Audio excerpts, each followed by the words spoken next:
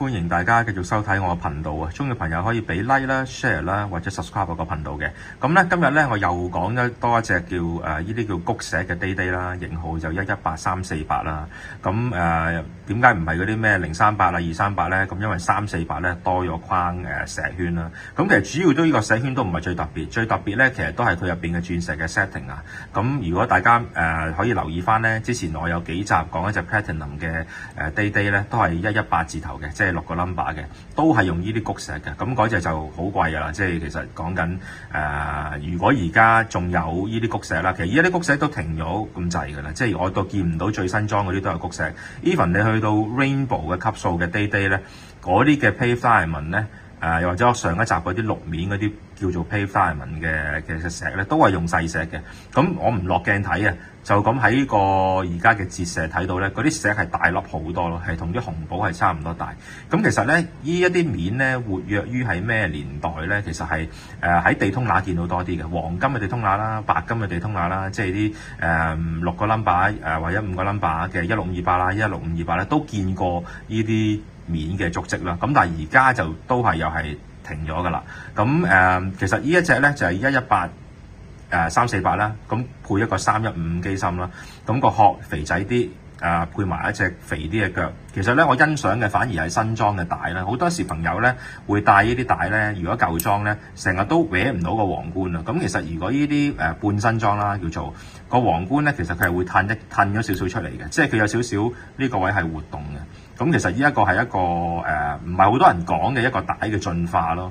咁當然啦，成隻錶嘅靈魂咧都係喺個面嗰度㗎啦。咁可以落鏡俾大家睇下，究竟其實嗰啲谷石咧有幾靚嘅，即係喺鏡底下睇，大家都已經睇到嗰啲折射啊，各樣嘢咧係非常之閃啦，同埋都同嗰粒 Ruby 都一樣大過粒 Ruby 添啊，其實。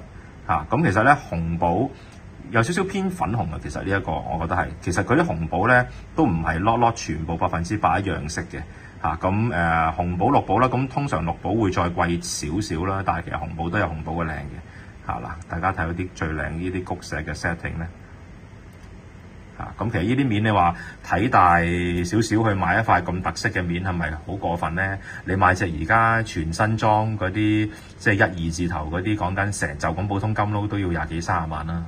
咁呢啲其實如果有紙膚色嘅情況底下咧，可以去到40嘅。咁我覺得個 difference 就唔係好大。咁今日呢嘢就冇紙單錶咁，但係單錶當然會平，再平多少少啦。咁同埋咧，好多朋友咧都會覺得即係玩呢啲舊叫做半新舊嘅 Day-Day 咧，36mm 會唔會少少唔鹹唔淡咧？我又覺得真係唔會，個個都而家好似都係中意40mm 多啲。但係其實咧，只要你拼埋落一隻真係以前舊裝嘅36嗰度咧。